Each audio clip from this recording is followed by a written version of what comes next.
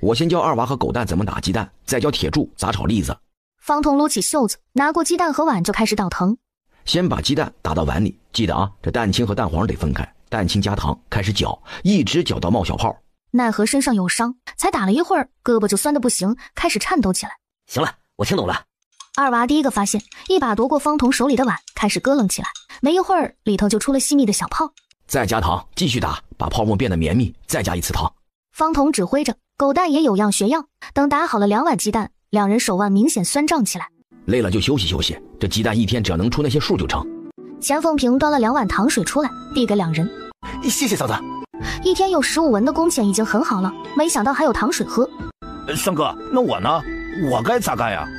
铁柱已经蠢蠢欲动，方彤哪里不懂他的心思。你要干的那就多了，炒栗子可是个技术活。他念叨着，带着铁柱去了灶房。钱凤平早就处理好了栗子，都整整齐齐放在一旁。方彤热水熬糖，演示起来。先熬糖水，再把煮过的开了口的栗子放进去，等糖水熬得差不多了，炒栗子，大火收汁儿。铁柱点头如捣蒜，也尝试起来。没一会儿，杀猪般的惨叫从灶房传出。咋了这是？烫！铁柱通红的大手直接泡进冷水里，地上还躺了一个栗子，正冒着白烟。铁柱叔，你小心点，热糖水比烤红的木柴还烫呢，翻炒的时候要慢慢来。都让你慢些了，又不着急，今儿个下午学会就成。齐燕看了半晌，见方南之小蜜蜂一样在院子里四处跑，给二娃叔往锅里加糖，给铁柱叔送柴火，忙活得不行。芝芝，今日的字写完了吗？还没呢，但是我……话没说完，他被秦燕抓住。哥哥，我保证待会儿就去写，我再玩一会儿，就一会儿。再多说一句，就多写10个字。方南之委屈，捂着嘴巴直呜呜。方莹看见两人进来，芝芝，一起读书。他下不了炕，早早就被侄子压迫看书了。哥哥，《三字经》我都已经学完了，为什么还要写字啊？秦燕拿出个卷子递给小丫头。今天和之前不同，这里面是你学过的所有东西，我们考试一次。考试？他还没参加过呢。你若考了甲等，哥哥呀就送你一个礼物。方南之眼睛微亮，小丫头抱着手里的卷子平铺在桌子上。哥哥，你可不许骗小孩哦。放心，半个时辰内答完这张卷子，如果答得好，我就把礼物给你。不知道哥哥准备的是好吃的还是好玩的。齐燕则笑眯眯到了二伯炕边。二伯，今天写几个新字吧。燕哥，写旧的吧。我写得好，是不是有加糖的牛奶喝？两人都约好了，没写好一个字就礼物填牛奶。他却没想到二伯能想到用旧字重复应付他。不行，必须写新的。燕哥儿这个侄子一点不听话呀。方南之坐在一旁，用笔头顶着下巴。这个题之前哥哥说过，这次却怎么都记不起来了，眼神求助一般看着二伯。二伯面前摆放着的正是《三字经》，如果能提醒下他呢？方银正因为练习新字焦头烂额，感觉到芝芝的视线后，芝芝怎么了？做题的时候可不能东张西望的，如果再有这种事儿，就直接判为不合格了。都做了快一半了，如果不合格，那自己的礼物就都没了。半个时辰过去，哥哥，写完了。秦燕拿过卷子看了眼，不错，全都写上了。那当然啦。从开始认字到现在也不过几日的时间，他却能写出那么多字了。这给点颜色就开染房的模样，和方叔是如出一辙。秦燕拿着卷子坐在一旁认真审查起来。方南之伸着脖子时不时看一眼，心里又奇异的从自信变得紧张。不错，绝大多数都是正确的。我们芝芝啊，果然聪慧。那当然啦。尽管有时候厌学，但爹爹说了，读书不是一般人能有机会接触的，能学1分就长1分本事，所以平日里哥哥教他可都认真学了的。这是什么字啊？方南之看了眼，出呀。答案倒是没错，就是这个字，实在看不出来。这个字可难写了，我写了好久。字写得太丑了，算错。啊？明明就是对的。你让方叔看看，能看得出是什么字吗？早就知道哥哥会很严格，没想到这么过分。这个也看不出样子，算错。还有这个写得太宽也不行。哥哥这样，他真的还能拿到礼物吗？挑剔了一遍错字，齐燕这才收手。记得都对，就是字丑了点，还得多练。哥哥好过分，礼物没有就算了，还要让多写字。谁说没有礼物了？方南之立马抬起头来。评级有3个等级，分别为甲、乙、丙，你这次可勉强得个甲等。那是不是说明我写得很好啊？除了那几个错字之外，全部都对了。果然他还是很厉害的。芝芝很聪明，能在短时间内有如此成绩可不容易。秦燕从轮椅后面拿出个小巧的东西，这是答应过你的，给你的礼物。他张开手，一个木质的小鸟出现在方南之面前。他拿过小鸟，小心翼翼地抚摸，木匠的手艺肯定很好，才会出了这么个惟妙惟肖的鸟。不喜欢吗？很喜欢，小鸟跟真的一样。喜欢就好。丁，恭喜宿主帮妹妹完成阶段性学习，奖励1头猪，健康值+5。1整头猪，可惜了。如果真能拿到，家里能吃一段时间肉了。为宿主随机抽取野猪1头，因为目标庞大且为活物，预计在3日内到货。我得拿去给爹看看。小丫头把小鸟捧在怀里就往外跑。方彤教完了3兄弟，坐在一旁歇着。爹，你快看，这是啥？看得还怪精致的嘞。是哥哥给我的，我考试得了甲等，这是礼物。甲等？哎呦喂，不愧是我闺女，这小脑袋瓜子就是聪明。哼，那当然啦。等有机会，肯定要去堂兄那儿呛呛他们，谁让他们一直说他是赔钱货。夕阳渐出，余晖漫洒，天边逐渐镀上一层金灰。铁柱3个大老爷们坐在院内，手抖成筛糠。这活儿还真不轻松啊！哎呀，是啊，我这手都哆嗦了。嘿嘿，三哥一天给15文呢，哪怕一天让俺炒翻倍的栗子，俺都乐意。他家中兄弟多，最近又是种麦子，又是捡栗子，活儿他没少干。但一到饭点，家里人阴阳怪气，嫌他吃得多。如今能日日来方彤这儿做工，能赚钱，还讨个清静。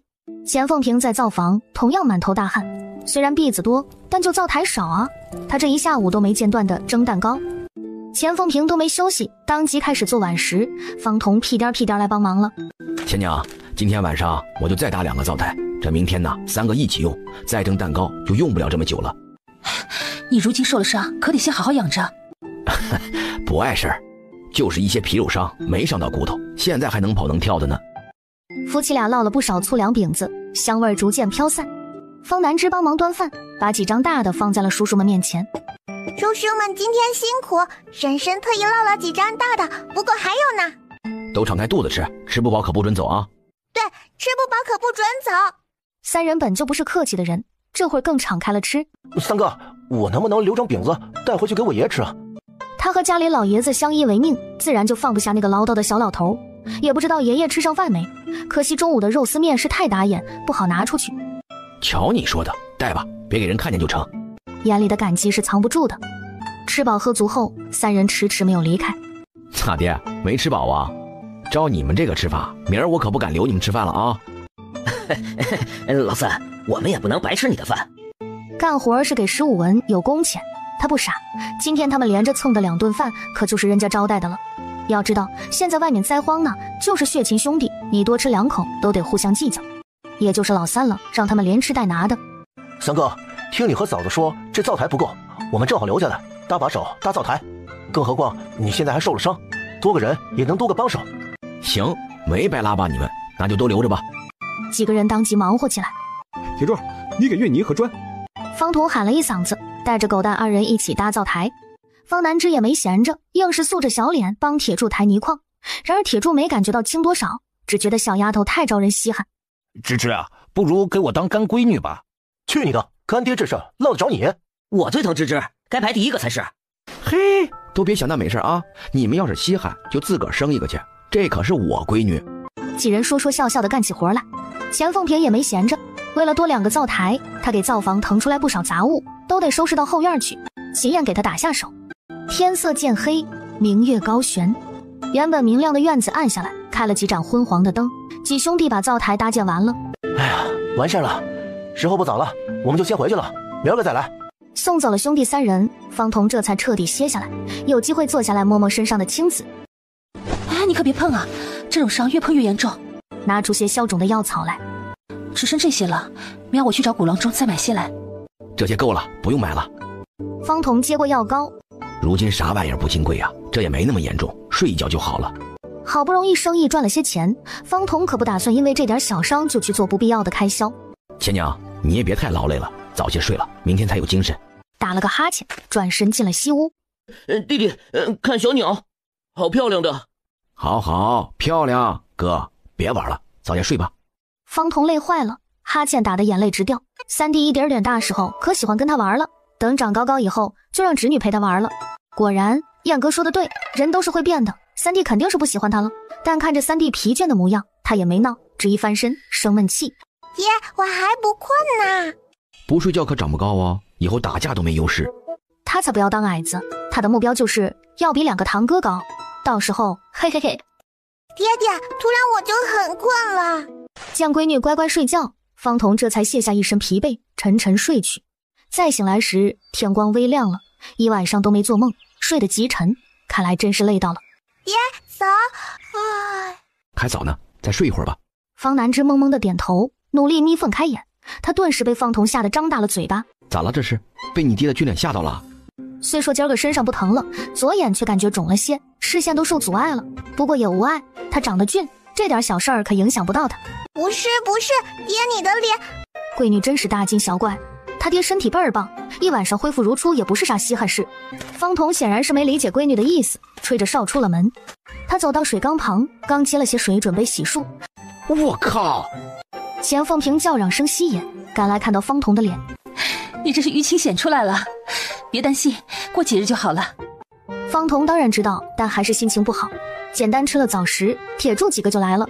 本来送货的只有铁柱，但是二娃和狗蛋今个也去，为了帮老三找场子的。方童也不客气，兄弟就是用来扛刀的。日上三竿，方南之这才磨磨蹭蹭的起床。有人在吗？在。他蹦出来，只见刘婶子背了个麻袋，里头鼓鼓囊囊的。芝芝啊，你爹在不？爹出门了，婶婶在。好奇的去瞅麻袋里的东西。刘婶子，这都是啥？这不是听村长说你家里收栗子吗？这是我家昨摘的，你们看看中不？先等等，我把婶婶喊出来。方南之踢腾着腿进了屋。婶婶，有人来卖栗子啦！钱凤萍听到声响，这才急匆匆出来。钱妹子，这是8斤，你看看吧。他也是听村长说方童家里给钱收栗子，这才拿了些来试试。趁钱凤萍称栗子时，芝芝啊，你爹是要1斤5文收吗？家里人可一直说他犯浑，才会拿着所有栗子出来。倘若真被坑了这些栗子去，可没法跟家里人交差呀。当然啦，刘婶子，你放心，婶婶人很好的，只要栗子没事儿，都赵家全收。有了他的保证，刘婶子一颗心也算落了地。那这是8斤栗子，我看过了，没有坏的。刘婶儿，这是40文，你点点吧。不用点。沉甸甸的触感让刘婶子感觉跟做梦一样。刘婶子，以后再有栗子再过来呀，爹要很多很多栗子呢。好，下次我再来。想不到竟真的能卖这么多钱。家里还有栗子呢，得赶紧去壳，还能卖。你们都看着啊，那刘家媳妇手里捏的那个这么大的钱袋子啊，鼓鼓囊囊的。真的假的？村长昨个可是说了，我还以为是开玩笑呢。可不是嘛，那栗子山上多了去了，捡捡就能有不少。哎呀，不说了，我家里还有7、8斤栗子呢，我现在就全给他们送去。我也去。这种好事可不多，去迟了万一方童不收了咋办？钱妹子，先看我的。你一边去，我先来的。哎，我的多，先给我算啊。都别挤啦。他直接搬了个木椅子过来，直接站了上去。谁再挤，我们家就不收谁的栗子。果然人群骚动减少许多。单说一次，我们只要去了壳的栗子，可不要带壳的。我这儿可多了，你们可别不收啊。放心吧，今天过来的我们都要。方南之不确定爹爹要多少，但签了长期文书，肯定是越多越好了。得知他们不会白跑一趟，排会队有啥不可呢？钱妹子，这可都是些好栗子。一双上翘的眼尾透露着精明。你可得看好了，别给我算少了。钱凤萍懒得搭理他，挑了不少压在下头的坏栗子。钱凤萍这才上秤，3斤。咋可能就3斤呢？俺带了5斤来呢，咋可能只有3斤？你这2斤都是坏的，我们不收。钱凤萍平日只是老实，但不傻，肯定不当冤大头。你这不是欺负人吗？哪里坏了？刚想撒泼，就对上旁边秦燕那冰冷的眸子，火气一下子下去了。赵奶奶，这是15文。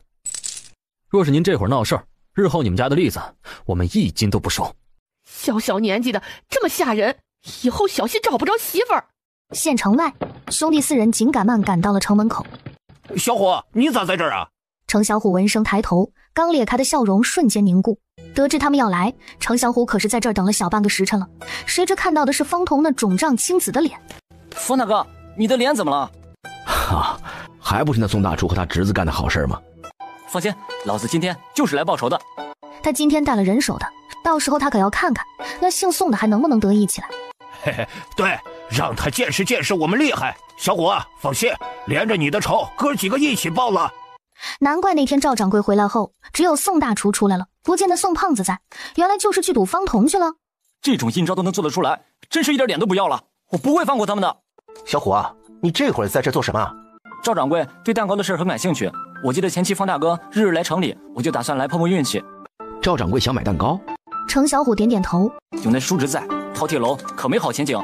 方大哥，你被他们这么欺负，干脆就别把蛋糕卖给饕餮楼了。小虎，你这话可就不对了，谁会跟钱过不去啊？那宋胖子打了我是宋胖子的问题，他叔可不是掌柜，这事儿他可管不着。嘿，老三说的没错，那姓宋的管不着，只要你们掌柜喜欢，给钱就行。可是，哎呀，别可是了，这事儿啊，我自有办法，你就放100个心吧。等到时候我去一趟饕餮楼，跟你们的掌柜聊聊。程小虎到了嘴边的话被硬塞了回去。行了，时候不早了，你也早些回去，我们先去把货送了。方大哥，你们要是有啥需要的，就喊我。见几人乐呵呵的点头，这才1步3回头的离开。有3兄弟帮忙，没一会儿板车就到了清风楼。万掌柜正忙着，匆匆让人卸了货，就交了货钱。今儿个看客多，不方便同你闲聊了。这栗子若卖得好，下次我都要些。成，那万掌柜您先忙着。方彤也没打扰，拿了钱就离开。三哥，我能看看货钱不？铁柱心痒痒。嘿嘿，俺还没见过这么多钱呢。行，给你看看。方彤乐呵地把钱袋子丢给铁柱。天哪，这么多呀！给我1年我也赚不了这么多钱呀！3兄弟眼睛亮闪闪的，原来方彤是真的要发财了。这才哪儿跟哪儿啊！走，去聚香楼。对，还有聚香楼呢。 3人这才反应过来，铁柱把钱袋子还给方彤，继续推着板车赶路。方彤走在3人后头，趁周围没人，赶紧把钱袋子藏进了裤裆里，还是放在这儿踏实。聚香楼门外，胡掌柜早早地站在门口。方老弟，你还能多接单不？另外，我看你这蛋糕似乎是切开送来的，那完整的是个整圆。是啊，整圆。圆的好，圆满嘛。不是胡掌柜，你这啥意思啊？有话您就直说呗。难道是惦记上他蛋糕方子了？胡掌柜呵呵一笑，打断他跑偏的思绪，拉了方彤进屋说：“是这样，徐家老太太呀，后日过大寿，徐管家呢相中你这蛋糕了，要买一批做寿宴上的点心，但一块块的她嫌弃不好看，所以我琢磨呀，你整块给送，最好啊能在蛋糕上雕花啥的，那就寓意更好了。”方彤高兴起来，这是又来大单子啊！可是雕花他哪有这手艺啊？方兄弟啊，要是实在不行，我也能让楼里的厨子试试。蛋糕是自家买卖，卖的就是个手艺。聚香楼帮着接单子，是从中赚钱了，但赚的相当于卖货钱，可不能让他们在蛋糕手艺上也插手。这样，胡掌柜，我今天晚上回去试试，明儿啊，我给你带个样品看看。行。2人谈话功夫，狗蛋3人卸完货了。方彤拿了钱，这才和胡掌柜招呼离开。二娃等人走的时候，眼睛都直了。县里这么大的酒楼茶楼，对方彤居然这么客气，老三果然出息了啊！不愧是他们兄弟。看啥呢你们？这眼睛都要瞪出来了。瞧你们那点出息，还不抓紧时间去饕餮楼？对，去饕餮楼。有了聚香楼和清风楼这一趟，几人腰杆子笔直。饕餮楼门口，方彤突然停下脚步，挺直的腰杆都弯了下来。三哥，你咋了？二娃看了一眼就知道情啥意思，拉了铁柱一把。没事儿，老三这不是昨个挨打了，身体不好吗？料是铁柱在憨，这么多年兄弟也立马懂了。哎呀，都赶紧过来扶我一把！赵掌柜听说了小虎约好了人，就一直等着，看到进门的人却正愣住了。不是说今儿个会有来卖蛋糕的吗？怎么这人看着像是被人打了一顿来避难的呢？赵掌柜，这就是我方大哥。蛋糕就是方大哥家的。赵掌柜从怔愣中回神。方兄弟，请坐，请坐。3兄弟相视一眼，这才扶着方彤坐在一旁。小的见过赵掌柜了。方兄弟客气了，我年长你几岁，你喊我一声赵兄即可。方彤惨白着脸浅笑，却没顺干上。不瞒你说，这次主要是想和方老弟谈谈这蛋糕的事儿。县城如今没人不知道这新点心，吃过的人都说这口感绵软香甜，老少皆宜。我也是亏了小虎，才知道这蛋糕是出自你的手。不知方老弟可愿意把蛋糕卖给我们饕餮楼啊？昨日刚把方彤给赶走，这次赵掌柜亲自把人请来了。要是这小子有心报复，只怕他们两人没好果子吃啊。方彤特意往两人方向看了一眼。赵掌柜，这饕餮楼谁不知道啊？能得贵酒楼看中，那是我的荣幸。赵掌柜心中一喜。只是我这个乡下的泥腿子做的东西，真能入得了大酒楼的眼吗？这是因为前2次被宋胖子二人赶走的事儿记仇呢。此事确实是饕餮楼的过错，人家有怨气是应该的。方老弟言重了，饕餮楼开门做生意，赢的是8方客。前几日的事啊，是我这个做掌柜的管教不严。他当即站起身来。放心，方老弟啊，这事儿绝对给你一个说法。说吧。你俩还不赶紧过来，给方老弟赔罪！周侯吓得一个机灵，却不敢反驳赵掌柜一句。以往嚣张的宋胖子，因为心虚，那冷汗都快把衣裳浸透了。愣着干什么？赵掌柜最后一次警告，两人这才不情不愿地走了过来。对不住啊，这位兄弟，是我们有眼不识泰山，冒犯了您。两人鞠躬行礼，但语气憋憋屈屈，听着就不是真心的。赵掌柜不悦，还不等开口训斥，就听砰的一声，面色更白了，眼神惶恐地看着宋胖子。不敢当，不敢当，都过去的事了，我一个泥腿子当不得赔礼啊。见方彤这害怕的神情，饶是狗蛋几个都没能接得住戏。这啥意思啊？不是来痛打落水狗吗？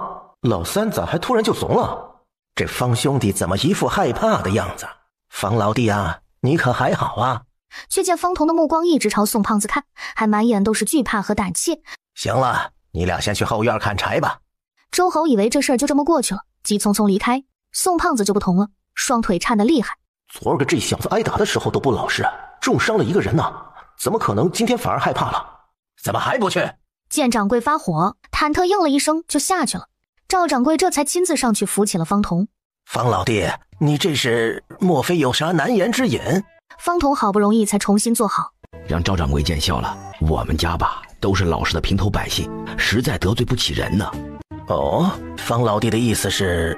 方彤看了后院一眼。这昨儿啊，我来贵酒楼兴许是说错了话，就惹得那位宋兄弟吧，他就不高兴了。这不，昨儿回村的路上就被人给揍了，这差点就小命不保啊。那领头的人长得5大3粗的，这一身飞镖，还戴着面纱。人家说了，如果我敢卖蛋糕给饕餮楼，就上我家去杀人放火呀。方彤还抹了2把脸。这我家都是老弱妇孺，乡下人家哪敢得罪人呢？三兄弟看方彤哭得这么凄惨，无一不在心里佩服他的演技。要不是怕小虎兄弟跟掌柜的说了这事儿，我们都不敢进饕餮楼的门啊。就因为进了大酒楼一次，我兄弟被揍的都没人样了。昨儿个回来之后，宋胖子确实是不在酒楼，过了好些时候才回来。问去哪儿了，也含糊不清的，说不出个所以然。往日那宋胖子就喜欢偷奸耍滑，就全当他是出去偷懒了，也没当回事儿。如今看来，还真是给我惹了个大麻烦。方老弟啊，你放心吧，这事儿我会好好查查。若真是饕餮楼的伙计干出了这档子事儿，我定不轻饶他们。语气又缓和些许。今天的事儿是我招待不周，管教不到位，实在是，明明是我请人来商谈生意的，结果却成了这样。赵掌柜，您的心意我懂，能跟饕餮楼合作，那也是我的荣幸。只是我这上有老下有小的，实在不能冒险一试。他心知肚明，不把宋胖子叔侄俩的事处理明白，恐怕是很难合作上了。这时候也不早了，我们就先回去了。方彤站起身来，身子晃了晃，被二娃扶住了。赵掌柜亲自送着他们一行人到了门口，这才回来。宋大厨呢？他不傻，知道方彤虽然一直卖惨，但眼珠子在转，明显不是个老实的，有演习成分。但这事应该不是假的。这饕餮楼是该整顿了，他宋家叔侄俩还做不了主。哎呀，不错，兄弟几个都很有眼力劲儿。不愧是我的兄弟们呀，这默契杠杠的。不过三哥，这饕餮楼的生意你不是说要接下的吗？怎么拒绝了？是啊，这不是错过了挣钱的机会吗？你们这就不懂了吧？这叫以退为进。这赵掌柜能在饕餮楼这么大的酒楼主事，那自然是有本事和心眼的。我今天有意无意的提了一嘴，打我的领头人的身形，想必啊，这赵掌柜早就有了想法，肯定会回去调查清楚。这手底下的人这么嚣张跋扈，这赵掌柜不可能无动于衷的。我如果想要跟他合作，这不解决宋胖子这事儿，那就算是暂时合作了，也会被人捣乱。要是宋大厨给我们的蛋糕加点料，让人吃出问题来，这搞不好我的生意都得毁了。所以啊，不如逼一下赵掌柜，这快刀斩乱麻。不愧是三哥，俺以后得好好学学。走，请你们吃馒头去。他们兄弟几个进城是为了报仇出气来的，事没办完，这会儿当然不着急回去，那就先吃点饭。一人分了2个，吃完几人就蹲守在主街附近。饕餮楼，程小虎找了个由头出来，顺着街边走了会儿，果然看到了几人。兄弟间的默契不用多说。方大哥，他左右看看，发现没熟人，凑在几人耳朵边上嘀咕好一会儿。方彤几个听完，心领神会，当即走了，换地方。宋胖子提着菜篮子走进小巷子，后厨豆腐没了，平日这跑腿的活计是轮不到他的。妈的，真是晦气！今儿个一上午都在被赵掌柜训斥，好不容易听他骂完，又被宋大厨喊了去，还以为是给他撑腰的，结果劈头盖脸又是一顿埋怨。那可是我叔亲口说要给方彤一点颜色看看的，谁知今日就变了脾性，要我想法子和程小虎打好关系，否则后果自负。想起叔那警告的眼神，宋胖子下意识打了个寒颤。不就是个破蛋糕吗？居然这么上杆子巴结泥腿子！哼，哪怕是这活计黄了，我也不惜跟个泥腿子的兄弟道歉。突然，宋胖子打了个喷嚏，总感觉有寒风吹过，凉飕飕的。不应该呀！宋胖子才收回视线。谁？还能是谁？是你爷爷们！4人形成了高高的肉墙，拦住了他的去路。嘿嘿嘿嘿，姓宋的，你这是去哪儿啊？你管不着！胖子极其灵活的一转身就要往后跑，程小虎却不知什么时候来的。小虎，你们想干什么呀？宋胖子见势不妙，之前的事是我做的不对，我叔说了，让我以后跟你好好相处，我明儿就去给你割2斤肉，买点心送你家赔罪，你看咋样？呸！谁稀罕你的东西？第一个冲上去，沙包大的拳头砸了出去，几兄弟顿时一哄而上。别打了，以后我再也不欺负程小虎了。我问你啊，昨儿个是不是你带人打方大哥的？我说，我什么都说。昨儿是不是你带人揍的老子？宋胖子嘴皮子颤了颤，哪敢承认了？不是，我昨天可是蒙着面纱的，怎么可能会被方彤认出来？大哥们，你们真的认错了，我昨儿哪里也没去啊。嘿，不承认是吧？不承认我就打到你说。想到自个盯着的猪脸，他就心头火起，专门往宋胖子面门招呼。如果方彤下黑手，程小虎就是手狠了，每一拳都砸在人关节处，虽然不至于骨头寸断，但等明个肯定浑身都疼。我说，昨个是我打的。真是你小子敢欺负我们兄弟，没把我们放眼里啊！老子看你是不知道马王爷有几只眼，敢动老三！我们在县城混的时候，你他娘的还吃奶呢！别打了，我都认了，怎么还动手呢？怎么承不承认都挨揍啊？还讲不讲理了？爷爷们今儿打你，你就得受着，你还敢抱怨？对，这一拳是为了小虎受你这么久窝囊气打的。方彤一拳下去，赏了他一个乌眼青。这一拳是第三哥打的。宋胖子头昏脑胀，不知道谁动的手往他裤裆踹了一脚，然后他就感觉到一股湿热。三哥，他尿裤子了，这孬种真没胆。行了，这也差不多了，再打就出人命了。几兄弟神清气爽，迈着螃蟹步离开了。我怎么就这么倒霉呀？你呀，就不应该掺和进来这事儿。走出去一段路程，方彤蹙眉看着程小虎：“你可是还要在饕餮楼里继续干下去的，这种事儿传个信儿就成了，你怎么还亲自掺和进来了？这要是回头宋胖子一个口无遮拦告诉给了宋大厨，你的麻烦呢，那可就来了。”方大哥，这事你别担心，我自有法子。见他目光沉稳，似乎胸有成竹。行，千万别莽撞。寒暄了几句，方彤几人就要出城了。小虎，你回去吧，我们就先走了。这回家后还有一堆事呢，这蛋糕和栗子都得人做，可不能耽误了。钱凤萍正在规整金个收的栗子，她琢磨这东西能存老长时间，不如都做了，整挨个清洗，洗干净再煮。而西屋方银坐在炕上，眉头微蹙，伸出大手朝着后背挠去。二伯，不能挠。芝芝，好痒。我知道，二伯，哥哥说了，你这是伤口要长好了，就是要养的，但是不能抓痒，抓破了咋办？我才7岁，就为不懂事的伯伯操碎了心啊！痒，我忍不住。我是被蚊子咬过的，痒痒麻麻的，可难受了。二伯好可怜啊！有了，二伯，我们出去玩吧。哥哥说过，注意力可以转移的，比如我偶尔练字的时候会想家里的牛牛，外面的小鸟，这就不知道怎么写丑了。哼，哥哥每次都会罚我重写。好呀，去玩。他这段时日基本都在炕上，还被压着写字，早就坐不住了。方南之扶着二伯出来院子里，伤口既然开始长了，是该活动活动了，不干重活累活就行。方南之很是贴心地搬来小马扎，让二伯坐下，然后掏出了被系统处理过的玻璃珠。弹珠，玩弹珠。方银拍拍手，又像是想起什么，看向一旁的秦燕。芝芝，我们不带侄子玩，行不行？原因无他，只是哥哥太厉害，他每次玩都赢。方童一进院子，就见闺女正趴在地上。嘿，我这香香软软的闺女，怎么这会儿比村里的几个熊孩子还埋汰呀？哦耶，我进球了，哈哈哈！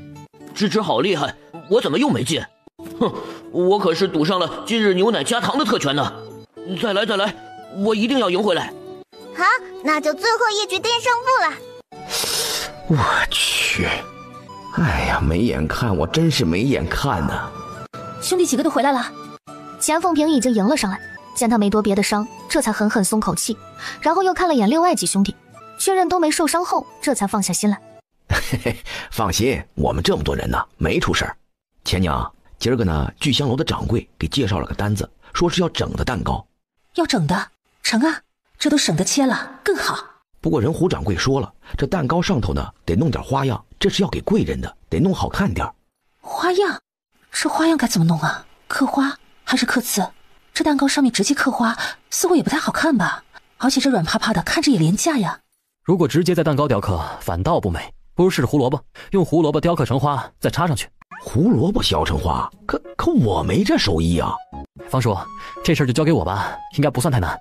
行。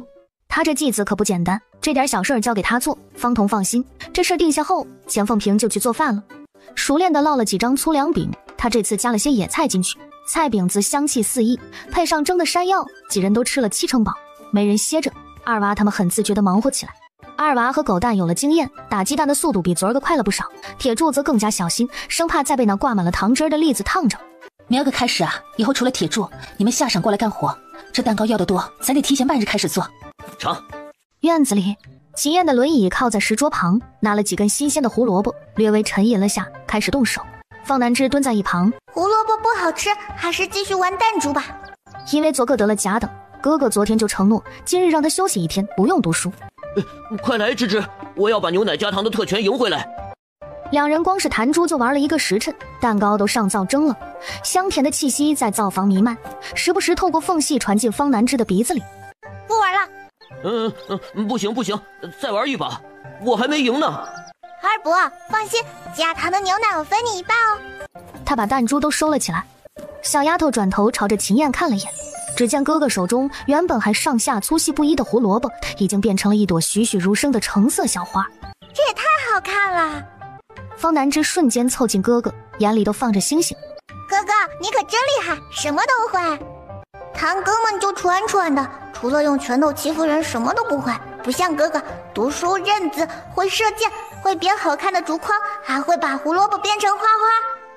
秦燕勾唇浅笑，显然被吹捧得很舒服。我也要学这个，哥哥你教我吧。行，不过匕首锋利，你得小心些啊。小丫头信心满满，拿过一个粗壮的胡萝卜，记得下手轻一些，不要弄断，从内而外慢慢来。方银不知道什么时候凑过来的，看了会儿也拿了东西跟着学，只是这活儿细，要求心性也要静。方银2刀下去，胡萝卜就成好几块了，他没了耐心，干脆拿起来往嘴里塞。家里胡萝卜本就没多少，哪经得住二伯这么吃啊？二伯，这些胡萝卜还有用呢啊，不如你去灶房帮忙。方银乖乖应下，不和他们玩了，去找三弟。方童安排了二哥烧火，他自个则帮着钱娘打下手。秦家小院儿忙碌而温馨，方南枝已经浪费了3根胡萝卜，手里这根他正在削花瓣。他小心翼翼将匕首上滑，又顺着边沿往下，然后一个偏斜又废掉了。好吧，筐里的胡萝卜不多，都让我废了。哥哥不够用怎么办？干脆把做坏的胡萝卜收起来，今晚加菜用。没了人打扰，秦燕效率高了很多，削出来不少萝卜花。变成花花的胡萝卜是不是会比之前好吃呢？胡萝卜有股怪味，他不喜欢，但现在有点蠢蠢欲动。蛋糕做好了。钱凤萍擦擦手，从灶房走了出来。可真好看啊！拿起一朵仔细端详，确实不错。娘，拿个蛋糕试试吧。他转身回了灶房，再出来时手里端了一篦子热气腾腾的蛋糕。来，小心烫啊！秦燕比划了下，然后把胡萝卜花放在了蛋糕的正中央。好看耶！你也出来看看。方彤这会儿在西屋给二哥去换药。我也要看。方彤无奈，利落给他绑好纱布，顺手系了个蝴蝶结，拉好衣裳，两人就一前一后出来了。做得这么好啊！哎呀，果然这便宜儿子从来没让我失望过。只是左右打量着面前的蛋糕。不过这好看是好看，但这么吃它能好吃吗？这胡萝卜和蛋糕放一起，这味道怕不是很奇怪吧？这胡萝卜也不是什么稀罕东西，那些买得起蛋糕的自然不会看得上这平平无奇的胡萝卜雕花。也就是说，这东西成不了特色，还可能影响味道，是个问题啊。不然我试试。钱凤萍想到什么，干脆把剩下的胡萝卜收了。方南枝和方银好奇地跟了上去，一大一小的2个脑袋就这么靠在门框上往里看。胡萝卜被放在碗里蒸熟，拿出捣碎成泥。钱凤萍又往里加了面粉，放了糖，揉成了一个漂亮的橙红色面团。他看着手里面团捏出一块，团成球，在手里小心地捏起来。没一会儿，一个面粉做的小花就成型了，还剩下些面团。钱凤萍感评后，芝芝啊，你给婶婶写个寿字好不好？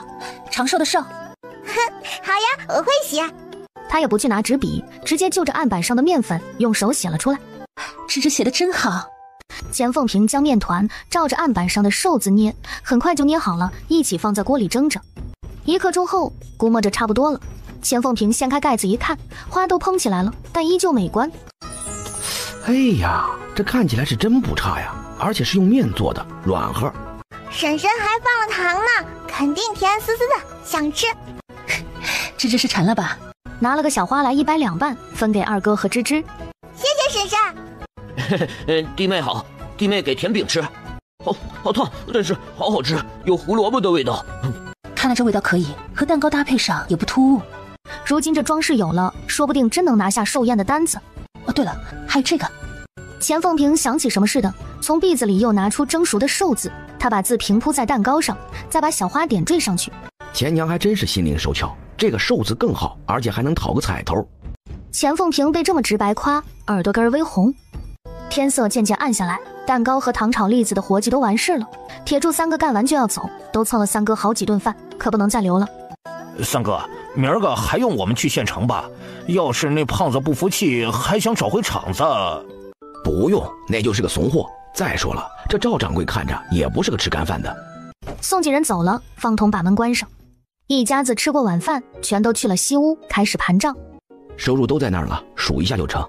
今儿个收栗子花了多少啊？5文钱1斤，一共收了108斤，还多了4两，算的2文钱。清风楼的掌柜今儿说了，想多要些栗子，可见卖的还是真不错。收这些栗子一共花了542文。他放下手中的笔，靠在轮椅上。这栗子放着不容易坏，不如继续收。只要村里人送过来，咱都要。毕竟这山上栗子是有数的，不抓紧多收些，只怕入冬了，这门买卖就断了。这话没错，得多囤一些栗子，以备入冬。明月高悬，一家子忙完各自回屋休息。方彤许久没睡这么早过，身上有伤又累，因此躺床上没一会儿就进了梦乡。骗他二哥不甘落人后，跟着一起打呼噜，2人的呼噜声跟比赛一样，此起彼伏的。还让不让孩子睡觉啦？宿主奖励已发放到货，请宿主查收。什么奖励啊？还没来得及问那，就听到了院子里木板被撞击的声音。从窗户那里探出头去，借着月光照亮，就见秦家大门被撞坏了，一只肥硕的野猪哼哧哼哧地站在原地。我去，怎么了这是？一咕噜坐起来。灾民又来了。方银也醒了，他揉着眼睛没反应过来。耶，猪！方彤一听，立马站起身来，只见那野猪站着都快赶上自家闺女高了，这大半夜的咋会有野猪出现在这儿呢？看这体格子都快300-400斤了。有大怪物！话说一半就被三弟捂住了嘴。只见那野猪耳朵动了动，朝着西屋方向看了眼。这家里除了我们兄弟俩，就只有夫人和孩子，这可不能让他胡乱冲撞了。二哥，咱俩得拦着那野猪，你别动作太大。方银被捂了嘴，支支吾吾的点头。芝芝，在屋里别乱跑。这才顺手抄起一旁的凳子，深吸了口气，推门走出去。家里的农具啥都在后院呢，连个顺手的家伙事儿都没有。方银则是拿了堵门的棍子跟着出去。壮硕的野猪朝着两人奔来，方童只感觉下身在颤抖。方银举着凳子朝着野猪砸了过去，野猪毫发无损，倒是凳子被弹开，飞出老远。方童借着月光，又从墙边抄了个扁担。二哥，咱俩一起上。方银点头，猛地往前一冲，却不知道踩到了什么，脚下一滑，身子前倾扯动了伤口。前面的方童被他结结实实地压在身下，方银摔懵了，呆愣坐起来，从地上摸到了一块胡萝卜根。坏胡萝卜！他二哥那身板又高又壮，猝不及防压上来，摔得他根本缓不过神。野猪扭了个头，直勾勾地看着两人。秦燕是猎户，耳朵灵敏，野猪刚到院门口他就惊醒了，但他腿脚不便，他艰难移到轮椅上，这会儿才赶出来，忙把穿着礼衣跑出来的娘亲护在身后。耶，二伯！野猪耳朵忽闪了下，转头看向了西屋那道小人影。方南之小脸一白，秦燕眉头紧蹙，下意识就摸向放在轮椅后的剑矢，手里一空。剑矢做完后都放在了房间里，眼看野猪已经越来越近，散发着寒光的獠牙几乎下一秒就会顶飞方南之。看不见我，看不见我，救命啊！只见野猪开始猛冲，3两步进了西屋，鼻子在方南之身上嗅了下，他还没忘跌成龙呢，下一秒却身子突然腾空。钱凤平气喘吁吁跑来，抱着小丫头护在怀里，根本不敢往旁边看。扑通一声，钱凤平一愣，接着撒丫子就跑。再看西屋，野猪躺在地上，依旧一动不动。方南之小脸上一点血色也没有。哎，宿主，奖励已经到货了，开心点嘛！听到系统的声音，奖励到货。他眨巴眨巴眼睛，难不成这吓人的野猪就是系统哥哥给的奖励了？小心脏还砰砰的在胸腔里乱跳，这么大一只猪，若真是撞到，岂不是？艰难缓过劲的方童顾不上浑身疼，看闺女安然无恙，他瞬间松了口气，然后又忍着腿肚子臭臭的感觉，小心翼翼凑到野猪身旁。这是死了？他犯嘀咕，却看到野猪胸脯还在动。二哥，你去拿剁骨刀来，快点！好。方银一咕噜坐起来，去灶房拿刀。出来看着肥嘟嘟的野猪，还记得前2年村里有家杀年猪，当晚就吃了血肠，那味道可香了。他和芝芝隔着墙偷偷闻了好久呢。如今自家里也有这么大一只野猪，是不是也有血肠吃了？小心些，万一野猪醒了。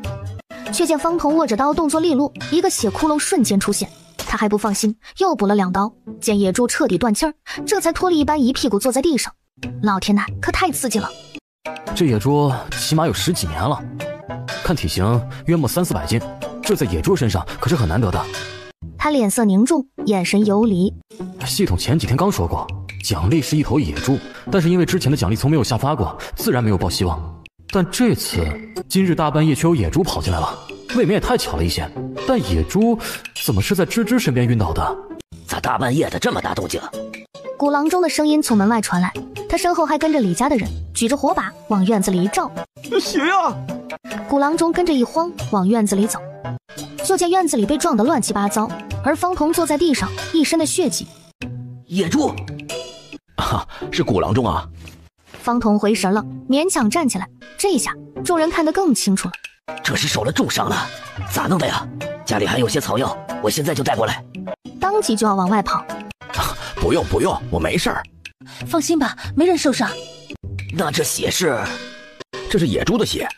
这刚下手太狠了，这血直接给喷到脸上来了。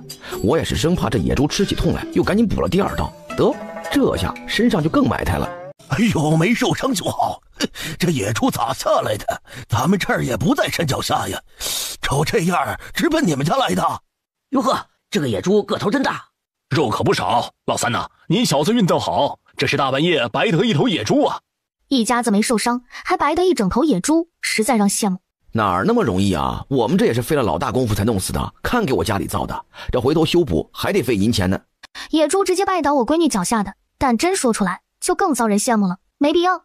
好了，这大半夜的就劳烦各位了，我家没啥事儿，拾到就行。众人听明白了，这是送客，都是识趣的人，寒暄了2句，纷纷走了。这门破成这样，可不能用了呀。哎，先随便修修吧。这一扇木门换一头野猪，这咋说也不亏。他去了后院，摸了一块木板。啊，这个还能用，直接用它不动吧。方彤喊了二哥帮忙，用锤子简单给板子钉上去，刚好挡住了洞口。不过整个西屋被弄得血呼啦的，一时半会儿收拾不出来。钱凤萍抱了小丫头去自个屋子，我俩去燕哥屋子里挤一下。钱娘，芝芝就交给你了。翌日一大早，方彤给二哥喊醒，让他帮着处理野猪。这天热，早点处理了，刚好今个就拿去卖。只是兄弟俩拿了刀却犯难，正为难，院门被敲响，铁柱来了。这桌道狂翻的，一晚上不见，三哥家咋了？难道是三哥和新三嫂昨夜打架了？来的正好，铁柱，快来看看，你会剥野猪皮的手艺不？方彤一拍脑门，对了，铁柱这小子的爷爷年轻的时候是个屠户，这小子应该也懂一些才对。铁柱顺着声音进了西屋，便看见一头大野猪。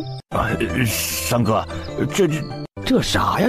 这野猪是昨晚上自个儿送上门来的。方彤简单把事情一说，行，我来弄猪皮。兄弟三当即配合，先把猪给搬进院子里。铁柱撸撸袖子，摸了摸野猪的肥膘，一阵欣喜。他一手握刀，动作利落的剥皮，虽然不太熟练，但野猪皮还算完整，应该能卖的。等他完事，该方银上了。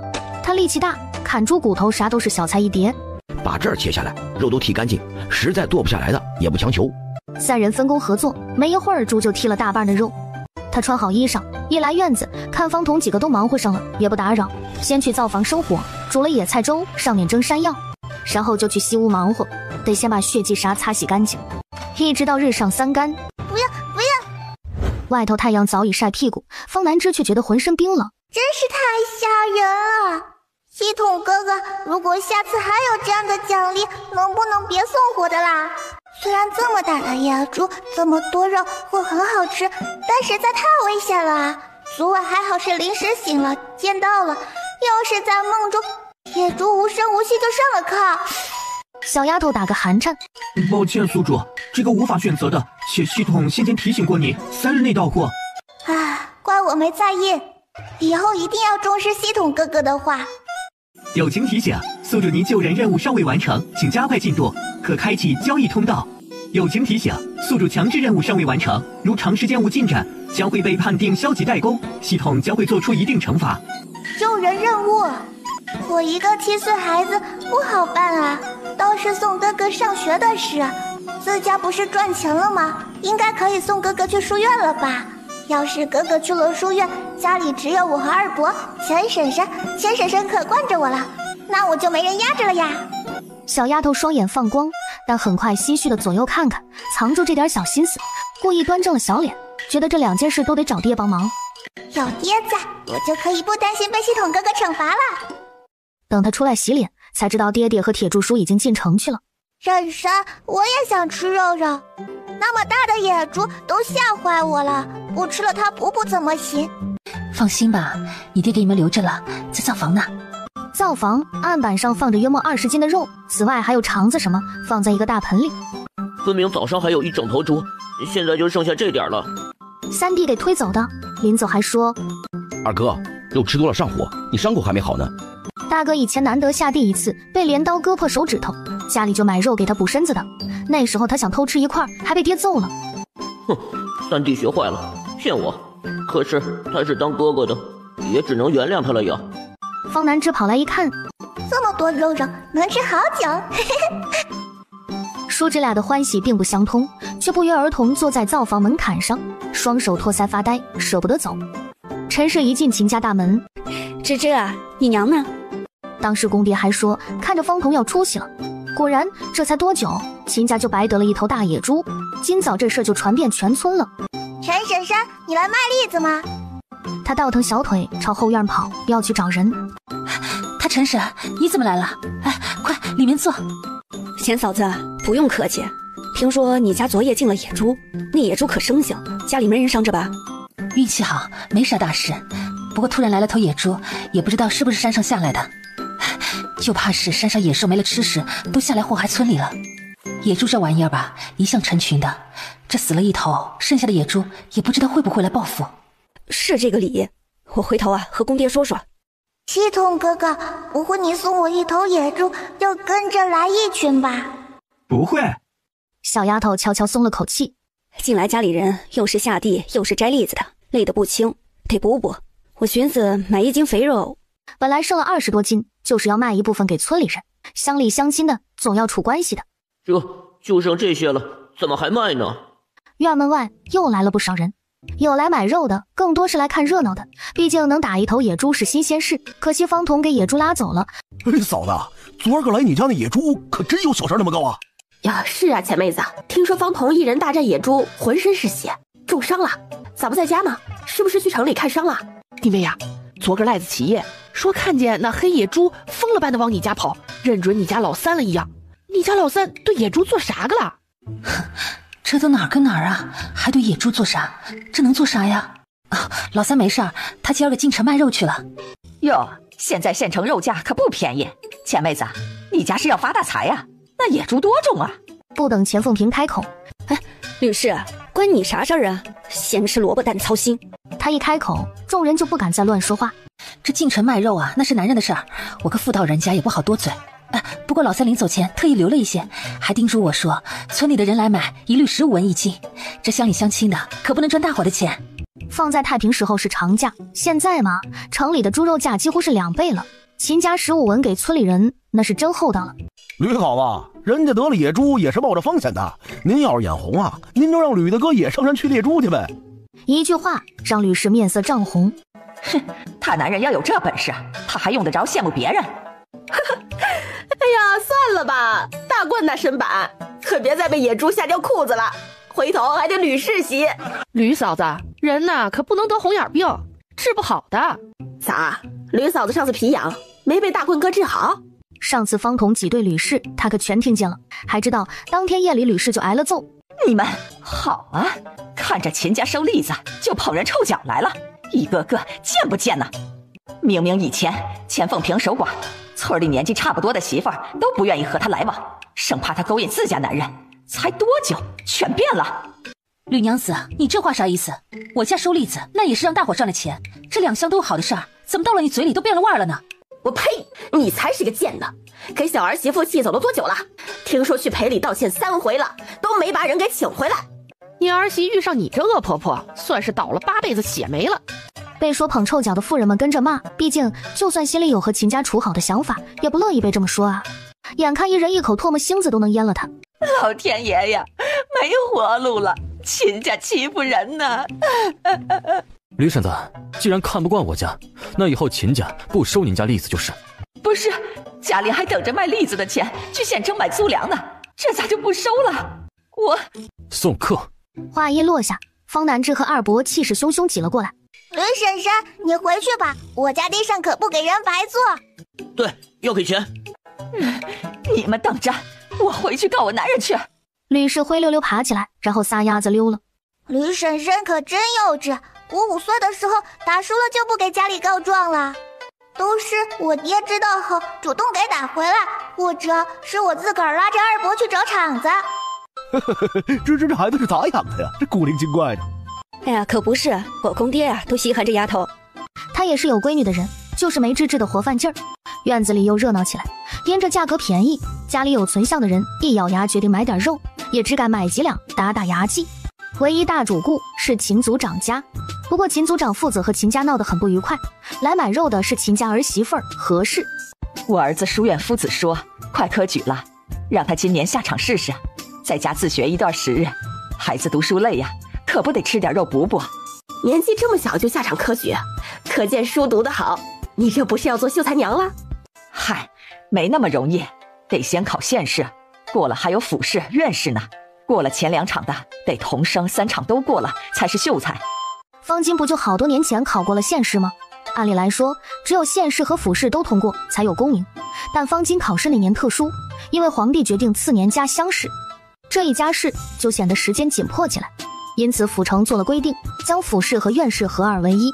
凡在考试中得前30名者为秀才，31到100的虽然拿不到同生功名，但得了特许，就是等下次科举时可以直接参加院试，不用重考县试。刚好方金就中了89名，没得功名，但得了县试免考机会。那可不容易，我听说朝廷规定，秀才功名才给免税啥的，只考个童生好像没啥好处。是不容易，不过我儿子年纪小，先考中童生，往后有的是机会，不像那些年纪大的，硬是拖累全家人死读书，也念不出个名堂。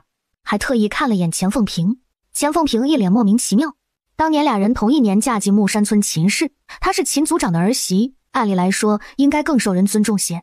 谁知道钱凤平男人中了秀才，她就成了秀才娘子。后来秦秀才死了，她那口气可算是出了。眼下钱凤平招赘了个混子，只有便宜大伯哥还在读书，这辈子是不可能压过他了。方婶，你说的是什么书院啊？我哥哥也要去读书。你哥哥秦燕，你个丫头片子不懂，书院可不是什么阿猫阿狗都能去的。你胡说，我哥哥才不是阿猫阿狗，我哥哥可聪明了。钱凤平回过神，却忍不住心里涌起酸涩。哼，聪明有什么用？书院可不收残疾。要是秦秀才活着，秦燕读书确实不算啥事儿。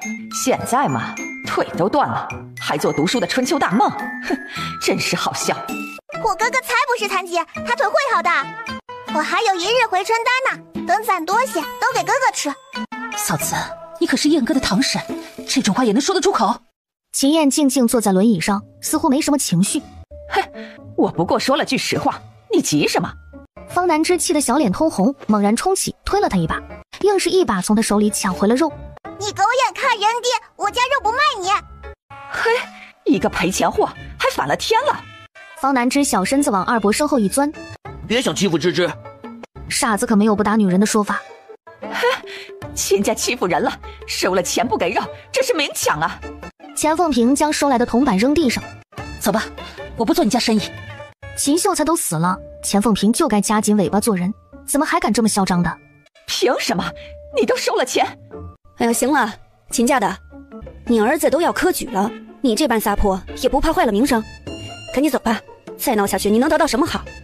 就凭你先前2句话，就是大棒子打你出去也是该的。哼，等着吧，秦燕可还在秦氏族谱上，有他们被拿捏的时候。弟妹，你可别往心里去啊！我看燕儿哥是个有造化的，指不定哪天就好了。可不嘛，你这招赘也算是有依靠了，好日子在后头呢。话说你大伯哥方金不也科举吗？要是中秀才啊，他指不定比秦家孙子早。钱凤平强挤出一抹笑应付他们。没一会儿，程大夫带头纷纷散了。交的蚩尤渣，我这就去做。说罢进了灶房。是我拖累了孩子，儿子小娇年纪，为了养家才去打猎，不打猎怎么会伤了腿？秦燕垂眸坐在轮椅上，说不出的孤独和疏离。突然一只热乎乎小手抓住了他。哥哥，我们去给奶牛梳毛吧。温暖顺着手心传入身体各处。好，我怕什么呀？相比之前，现在有了继父，有可爱的妹妹，家里明明越来越好。何况我并不是完全没希望站起来，虽然系统不靠谱，但那一秒的战力总是个盼头。县城，方彤今日运气不错，先是插花的蛋糕得了聚香楼掌柜认可，直接订了88个整蛋糕，给他乐得见牙不见眼。他带来的野猪肉也很新鲜，聚香楼直接全收了。而清风楼那边，经过几日客人反馈，糖炒栗子卖得极好，万掌柜要求以后每日送30斤。方彤心情极好，带着铁柱买了不少鸡蛋、白糖、面粉就往家走。哎，老三，你这是推的啥呀？嗨，能有啥呀？这家里好几张嘴等着吃饭呢，买了点粗粮。真是运道好，这人在炕上睡，肉自个儿送上门来了。你这是从地里回来啊？可不，冬小麦可算是种下了。对了，我还看见你那俩侄子了，让你给收拾的服服帖帖的，这开荒可金贵了。知道方金俩宝贝儿子能给老三开荒，肯定是有缘故的，说不准是方彤拿了啥把柄呢。嗨，侄子嘛，不听话打一顿就老实了。我哥是太惯着他们了，这得多亏了我呀，帮他们教孩子。侄子不听话打一顿，那亲闺女不听话就得当没看见。三人相跟着走了一段，程大富是个大嘴巴，捎带脚就把上午发生的事说了。方彤是蹙着眉回家的。院子里石桌啥已经重新规整好，桌旁围坐着方南之、二伯、秦燕3人。行了，吹碗里都是口水，一人去写10个字，写完就差不多能吃了。天天，这话说的多铁石心肠啊！但一大一小被拿捏惯了，垂头丧气回屋，哪怕看到爹回来了，方南之都没心情搭理。方彤把推车放后院，借来的车用水冲干净，让铁柱顺手还回去了。他没问上午的事，钱凤萍几人也没提。午时吃到了白菜、五花肉，还有血肠，配上糙米饭，饶是家里人各有心事，都吃得喷香。饭后，方彤把沉甸甸的银袋子拿出来，我准备送燕儿去书院。钱凤萍抬眸看他，心里万般滋味。自从燕哥儿亲爹死了，这孩子就是自个儿看书学，哪去过什么书院？上午芝芝说什么书院，只当是孩子话，没往心里去。没想到方彤也有这个心思吗？这段日子相处，虽然知道方彤人好，但没想到这个男人能做到这一步。可惜有一句话何时说的没错，书院不会收腿疾的孩子。不过这燕儿腿上是个事儿，先带孩子去县里找大夫看看。如同在平静的水面连续丢出2颗石子，撩拨人的心底。好呀，还打算夜里和爹偷摸说这事呢，爹已经想到了，不愧是我靠谱的爹。方叔，不用了，县里几家药铺我早就去看过了，治不好的。他记得系统说过，我的腿伤以本朝大夫的水准是治不好的，何必去浪费钱呢？那就去府城看，若是府城也没法子治好，那也无碍，咱们再另想法子进书院。你呀，多读些书，以后咱们生意做大了，你还能做个掌柜啥的。若是府城也没法子治好，那也无碍，咱们再另想法子进书院。你呀，多读些书，以后咱们生意做大了，你还能做个掌柜啥的。这朝廷有规定，身有残疾的是不能科举的，但不考官，读书总有别的用处，咱不能浪费了孩子这聪明的脑袋瓜子。方彤虽然看不上大哥，但是知道读书的好处的。如果有可能让咱闺女也能进书院就好了，可惜这事儿比让妍儿进去还要难，当下可没有书院去收女娃子的。这事儿不易，我能让儿子治好病、读书的机会，他比任何人都在意。但这2件事没一个好办的，得源源不断往里花钱。他不想拖累方彤父女俩。怕啥？慢慢来呗。不是有这么一句话吗？这世上无难事儿，只怕有心眼儿的人。是只怕有心人。爹，没文化真可怕。嘿，你跟谁俩呢？屋子里气氛松快起来，这事儿算是定下了。一家子才歇了会儿，就抓紧忙活起来。铁柱3人也来了，因这聚香楼的单子暴涨，众人直接忙活到深夜。二娃他们是打着哈欠走的，秦燕躺在炕上，却心思不定，睡不着。起初我答应方彤入赘，不过是抱着给娘找个靠山的想法。我腿疾，是个废人了，帮不了娘。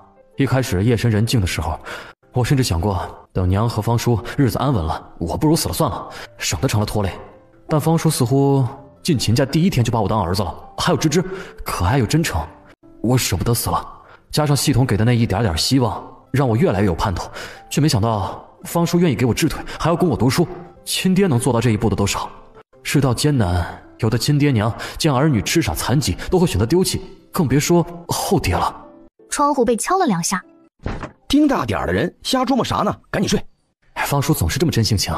一夜好眠，去府城不是小事，起码得打听好怎么去，坐个牛车啥的。